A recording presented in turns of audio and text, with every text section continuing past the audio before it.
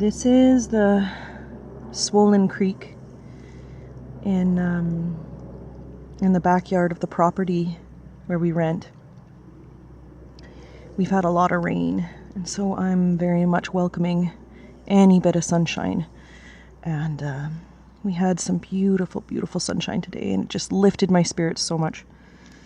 Winter, Christmas, New Year's, all that time can be very, very hard. Very, very hard on a lot of people. And so I'm happy to say that I'm glad it's gone and done with. I was moved. I was told to go back and read Matthew again. And when I got that message, I kind of said to myself, well, I've read Matthew so many times. I get it. I understand what it holds in it. Boy, was I wrong. Wow. Anybody that's read the Bible knows it unfolds and it unfolds and it unfolds and it unfolds probably forever, as long as you had the eyes to read it. And so I was greatly humbled to find that I had missed many things in Matthew, and that I still don't understand some of the parables. And I can only hope that someday God will grace me with the eyes and the ears to understand some of those parables down the road. But one of the things that I found very interesting was after Jesus had gone into the wilderness when he fasted, and when Satan came to him and offered him all the kingdoms of the world if he would worship Satan. And as many people have stated, and I believe it is so, that of course, if this wasn't possible on behalf of Satan to bestow this to Jesus Christ, Jesus would have said, that is not yours to give. But he didn't say that, did he? So we know now who is the master of all kingdoms, really. There's a lot of talk about rewriting history and looking into our history that has been forbidden from reaching us and by the elites. And it is true, we've been lied to about everything, pretty much everything. But I do warn people about this whole Tartaria subject, which is for another video entirely, if I ever even bother. Because as long as humans have ever had vices, there has never been a utopia, and there never will be until our king returns. Period. Sorry to burst any bubbles there. Anybody that really cares to listen to me probably understands that anyway. So humbled by Matthew again and again. So when the tempter came to him, he said, "If thou be Son of God, command these stones to be made bread." But Jesus answered and said, "It is written, man shall not live on bread alone, but by every word that proceedeth out of the mouth of God." Wow, that's a deep one. So not only, of course we don't, it's,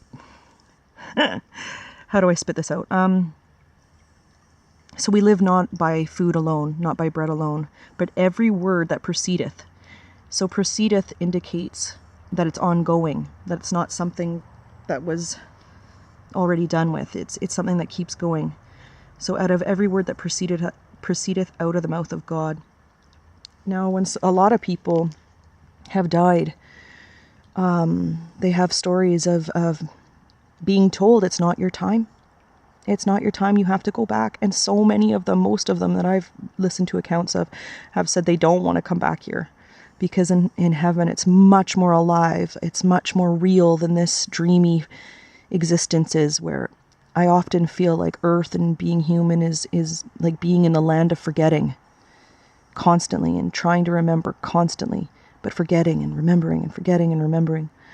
So Men shall not live by bread alone, but every word that proceedeth out of the mouth of God. He is the one, ultimately, that has the right to claim our souls at that time. He is the one that spoke all of this existence into being. Ultimately, he has the say. He does. Satan, Lucifer, whoever you want to call the enemy of God, the accuser of mankind, only has so much power here. And the more you align yourself with the Father, with the Most High, the less and less he has you in his grasp. So, the more we get to know what God thinks and what he says because of the word, the closer we get to him as well. And of course, prayer, reaching out to him and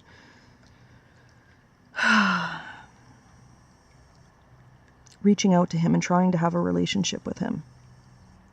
Sometimes it's scary. Sometimes it's hard. Depending on what life is, what cards you've been given. Sometimes it's easy to be mad at God or be mad at, if you don't believe in fate anymore so much, but you believe that there is almost like a song that's been written for your life and you have to learn to sing it. But who are you going to sing it to? Who are you going to praise? Who are you going to bow down to? Is it going to be this world who is owned by the accuser of mankind, who is owned by Satan, just as he stated to Jesus, I'll give you all these kingdoms, these high places. He owns them. So this world is owned by him. And the more that we align ourselves with this world, the more that we want the things of this world, which is very difficult to not.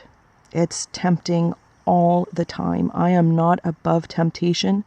I'm not going to pretend I have some recipe here for world peace and unity and step by step, this and that to be happy, because honestly, it is up and down and up and down and up and down. When you're a warrior in the spirit, it is up and down. You just thank God for the grace of the good days. Also, this is very interesting. Satan saith unto him, If thou be Son of God, cast thyself down, for it is written, He shall give his angels charge concerning thee, and their hands shall bear thee up, lest at any time thou dash thy foot against a stone. So what is Satan asking here? He's asking Jesus to prove himself. He's asking, it's almost like he's trying to promote the spirit of pride in Christ. That's what it seems like to me. To prove thyself. Prove thyself. Yeah, he's asking him to also prove his connection to God in heaven. And what does Jesus say? Jesus says, It is written again, Thou shalt not tempt the Lord thy God. So when is the Lord thy God tempted? When we try to prove ourselves as righteous, when we try to prove ourselves and our connection to God. I guess actually maybe it even applies to those who are not believers, because pride is the spirit of Leviathan in the world, and I will do a video possibly on that at some point, the spirit of Leviathan and pride, but for now I just want to keep it to beautiful Matthew. So yes, so Satan, it is written, Thou that shall not tempt the Lord thy God. So God is very often gives us what we deserve when we blow ourselves up, which is something that we are very much tempted to do in this world. And oftentimes we are rewarded for doing such. The world really rewards you if you boast, if you build yourself up and promote yourself. Any artist knows the artists that become most successful are the ones that are best at promoting themselves. So, and then it says, Again the devil taketh him up into an exceeding high mountain, and showeth him all the kingdoms, we've been here, of the world, and glory of them. And he saith unto him, All these things will I give thee, if thou wilt fall down and worship me. Of course, that's what Satan's trick is, to be worshipped. He wants that more than anything. That's why he moves through people that have great voices. He moves into people through sin, getting them to sin, because he wants all the people that are listening to that powerful voice to worship him in secret. They don't even know they're worshiping him. Like stars in Hollywood and famous singers and all of this, you know, you just look into it yourself if you don't understand what I'm saying. They've all, once you reach that sort of heights, you have given yourself to the wrong God. You have given yourself to the little g God that is the ruler, unfortunately, of this world till the king returneth. And there's a big cost for that, and it's not worth it. No amount of human honor and praise is worth that. And then what does Jesus say? He says, "Get thee hence, Satan, for it is written, thou shalt worship the Lord thy God, and him only shalt thou serve." You cannot have two masters. One rules the spirit world and has a hand in this world because he is ultimately the boss for sure. And one, well, that's God that, but it's hard to say because they both kind of have abilities in the spirit world, but God is he's the one, he's the only one that has true power, truth. The truth resides only in him. When you serve the world, you're serving the wrong one. And I am trying to remove both my feet from that door. And I'm learning that I still in some ways have one foot in and one foot out. And that's just honest. I'm still, I'd say that I'm learning to eat solids when it comes to understanding the word. I'm just now learning to eat solids. It's still ground up meat. I'm not biting down on a steak yet. People who read the word will know what I mean by that.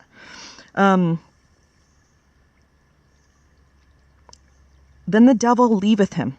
So after Jesus claims, it is written that thou shalt worship the Lord thy God, and him only shalt thou serve. What happens? Satan leaves him, and the devil leaveth him. And behold, the angels came and ministered unto him. So the devil leaves when he is not listened to. And when the Most High is worshipped, there's no room for him there. There's no room for him if you're worshiping the Most High. That's why one of the women that I love so much in the faith is Joni Stahl, and she talks often about prayer and how a believer's life is walking in prayer at all times. Most of the time anyway. And I don't mean to put words in her mouth, but I have to agree that when you're filled and when you're really on this walk, it's like all throughout the day you're in prayer. You're speaking with him. You're trying to be with him. It's all the time. So the more that you are on that side, the more you're trying to unify and be with him, the less Satan has his ability to tempt you, get into your mind. And there's just not a lot of room for him if it's filled with God, the Most High.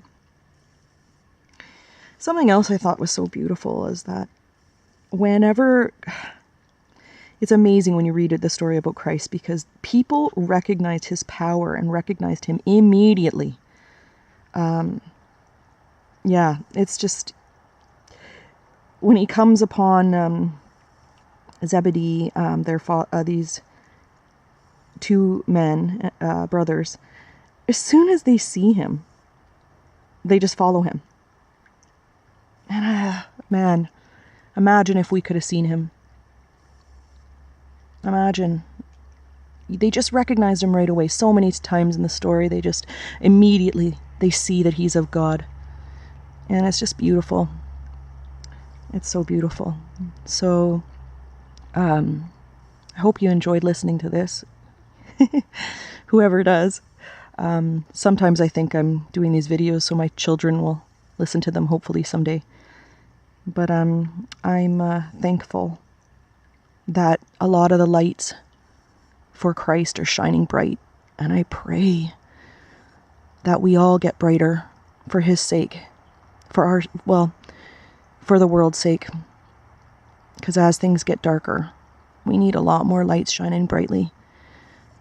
And I pray that mercy be upon us all, and that the grace and love of God protect his sheep forever. Amen. Oh, my hair's in the video. Oh, shoot. Oh, well, that's life. Take care. May God bless you.